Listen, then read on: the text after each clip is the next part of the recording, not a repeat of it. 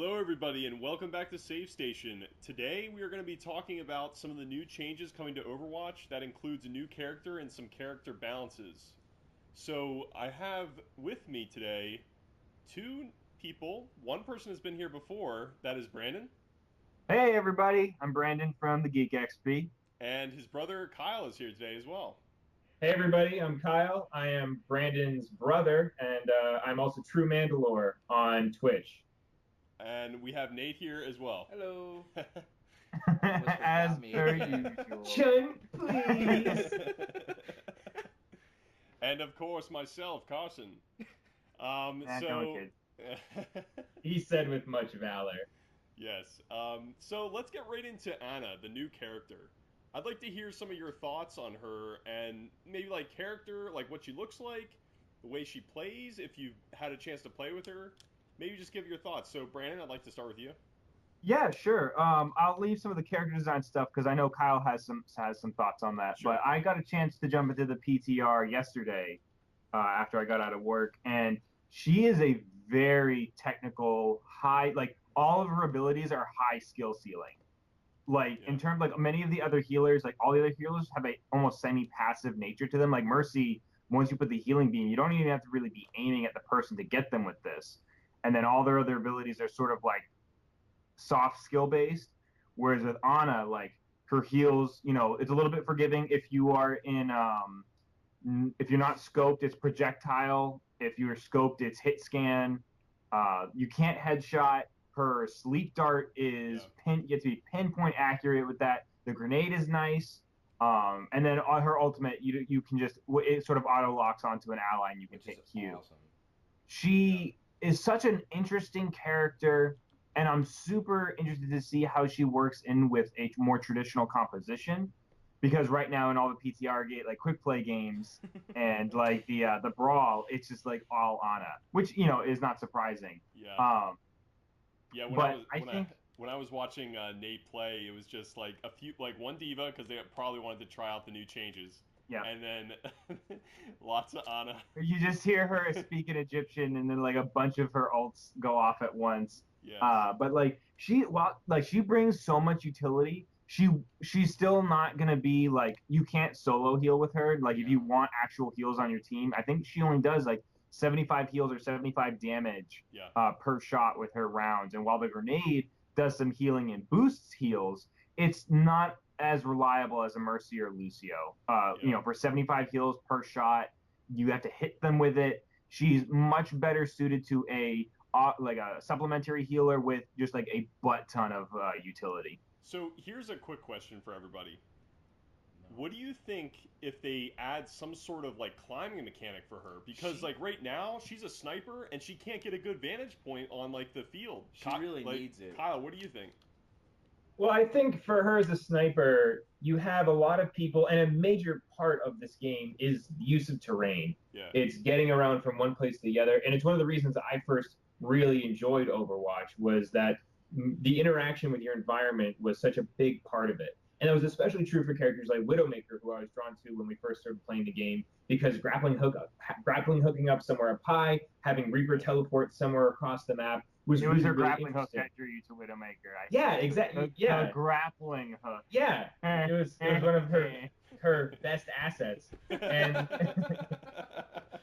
and with Anna Amari's character, I have some other issues with her as a character, but without having a real way to navigate across the map. I mean, even Reinhardt has his charge, which he can use to close long distances, Yeah. especially as a sniper and a support sniper who, especially like they featured her on the opening arch of the Temple of Anubis. Yeah. There's no way. There's no way for her to get there unless Junkrat blasts her up. But Which like, doesn't work. there's no An enemy way. Junkrat. An enemy That's- Junkrat. yeah. There has to be an Sabotage. inside agent. Yeah. Like, there's no way for her to use that. So I'm thinking they might have to maybe sacrifice one of her abilities, or maybe entirely swap out something for her to be able to have more mobility. Yeah. Because otherwise, she's going to be stuck really low, which they showcase her abilities from the top of an arch she'll never be in. When I first saw the video of her on Anubis, my first thought was that airship that's out front of the spawn is the greatest spot for her to sit at that first push. She's completely out of the view from all enemies, but has complete eyesight on her team. A May could get her up there. Can she? Oh, that's true. Yeah, because May Okay. can get Bastion up there. Oh. You can you can coordinate to get her to some perches. There will be some that only possible. Widowmakers and Hanzos can get to, and I think that's part of that. It's definitely. I don't think it's an oversight on Blizzard's part that they just forgot to give her some verticality, because there are some characters like McCree has no movement ability other than his combat role, which is primarily just to reload his. Right, but he doesn't really need it. Right, but even with Ana, I think it's a trade-off for her other utility. Like, she doesn't have that because while it is an advantage for her to be up high, she also can benefit from being a little bit closer because of her grenade. Like, when she needs to get that grenade off on the ground, she can't be like, I better throw this like 3 seconds before it actually has to hit because I'm way back here where a Widowmaker usually would be. She can sort of like play in the middle ground, and if she needs to make an escape, sleep dart and run away. And with some, I imagine as they add new characters, there may be some characters whose abilities are greatly more impactful on giving other characters more options in terms of movement. And that's also something that Blizzard can change in maps if they feel like they're really limiting a character like this on where she can get to, maybe add a little box here or a little ledge that you can jump to. But then you also don't want to eliminate the advantages that characters like Hanzo and Widowmaker have by having abilities specifically tied to that. Because those characters, while like Hanzo has some utility in his Sonic Arrow, those guys are snipers that are made to kill people. Yeah. Her sniping ability is more supportive and utilitarian. Like, she will never be getting the kills like a Widowmaker and Hanzo will. So I think it's a little bit more forgivable that she has a lack of verticality. But I thought about that too. I was just like, she can't get play, and I thought that was the thing that was, she's a sniper, she's going to have some sort of vertical movement. Yeah. But the rest of her kit, I feel like there's going to be changes that get made. Right. I don't think any Overwatch character has gone straight from their initial functioning game set to what they have, and there are characters that are still getting changed and will be changed in the future as the meta gets turned on its head. But that's my thought on the verticality aspect. Here's a quick little side note. Her sniper rifle, since it's a one shot and then reload, bolt action. I see a lot of, to me, it makes sense. High level players will just not go in the scope. Like, they'll eventually just start no scoping. And to me, that's the way I think she's meant to be played. Yeah, she'll be right. I think from, like, especially if you're not going to be so far away, but because there's no headshots with her, so that makes a difference. I thought it was an interesting choice. You'd think that for a sniper character that they would want to reward high level play, and maybe they'll change it. Maybe they'll add that later. Mm-hmm.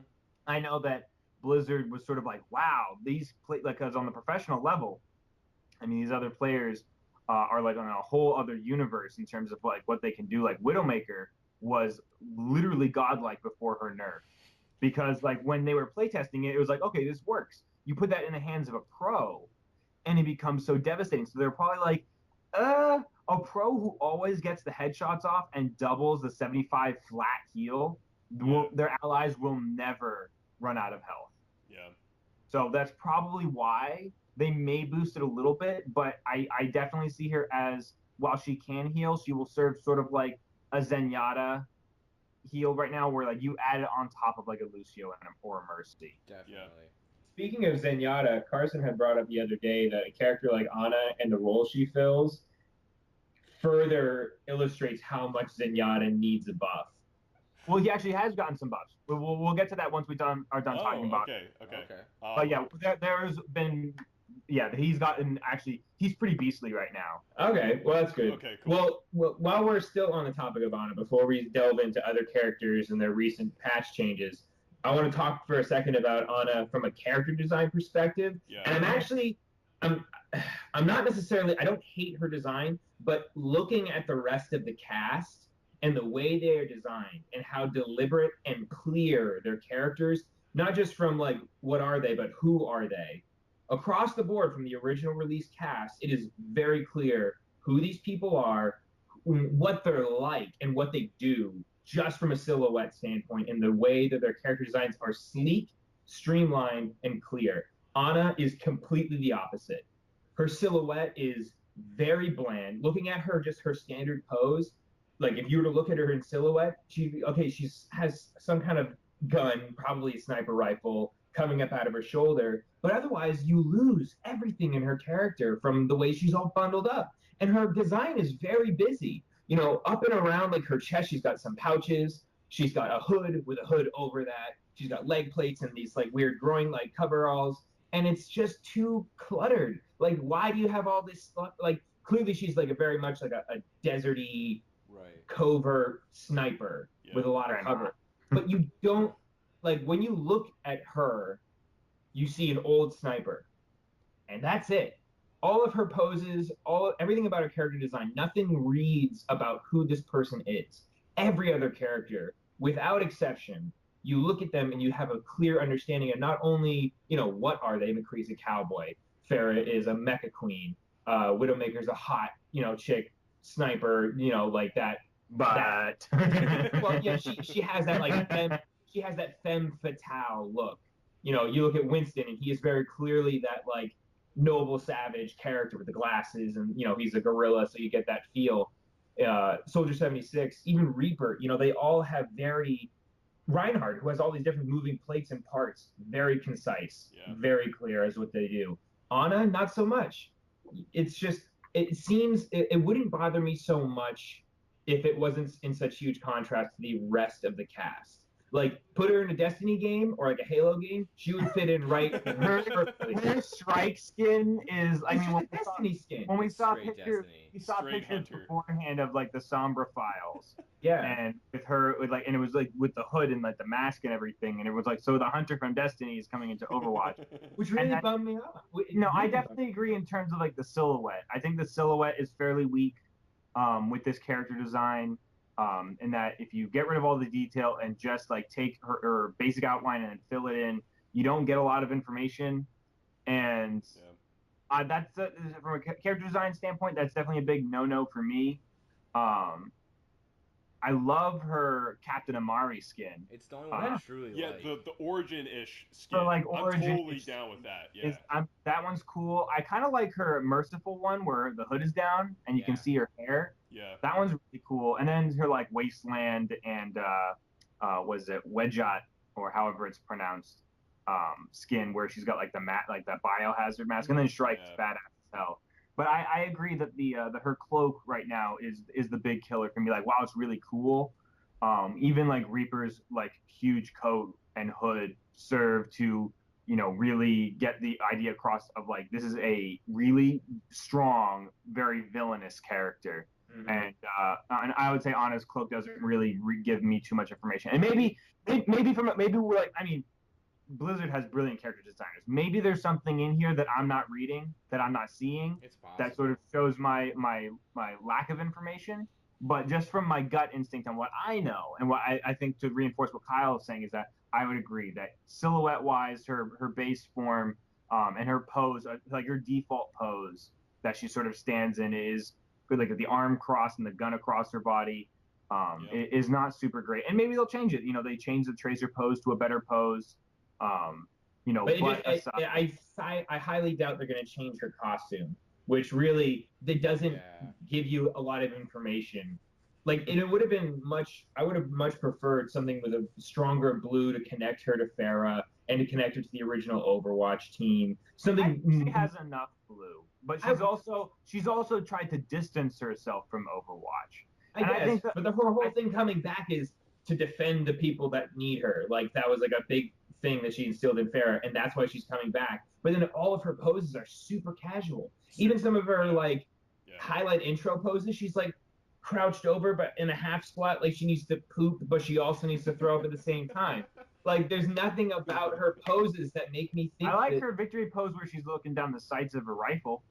I think that one's a cool one because she lost her dominant eye, which would have made her look really edgy. But I think like things like her beret, like the reason her origin outfit works so much is that beret on a military character, you immediately think of those green berets and those SAS spec ops guys. And you see that beret, you think this person is proficient.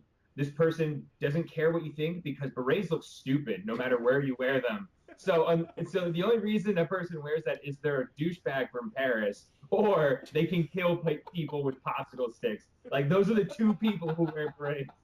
So Yeah. like that's badass. So I like, think the sniper with that, like, and in a lot of her concept art, she's wearing this badass tactical outfit with a little bit of chest armor, leg plates to show that she's down like in a crouched position all the time. Like, and you could even have a small light jacket with tails to sort of give her that extra silhouette, and none of that translates over into her old right. outfit. Well, I mean, because she's also a grandma now. Like, she's not actually a grandmother, but she's like 60 years old. And So I think is it. So is it. So 76. yeah, but he's like a cyborg super soldier monster person. But like, I think her cloak and design, I think function is sort of took over the design concept with her. Like, her cloak looks very much like if you're sniping and you're in Egypt, like to protect yourself from the sand, to sort of blend into the environment. That's where the design sense comes from. But I think I definitely agree. Like, character design wise, it's very weak. Right, and I understand what you're saying from that perspective. That like, look, it makes sense for her to wear this, and that would be forgivable if the character design wasn't so perfect for everyone else, where it was much more thematic.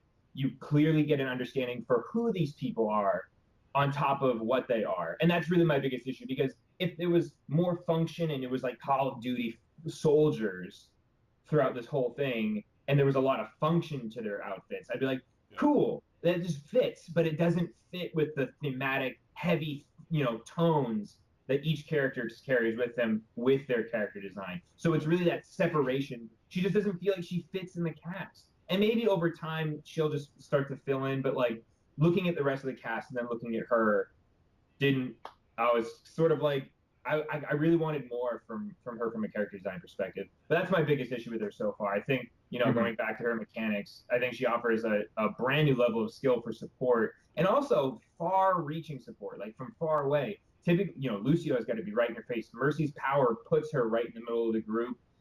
Even Zenyatta is typically, because he's so slow and soft, has to stick by his friends.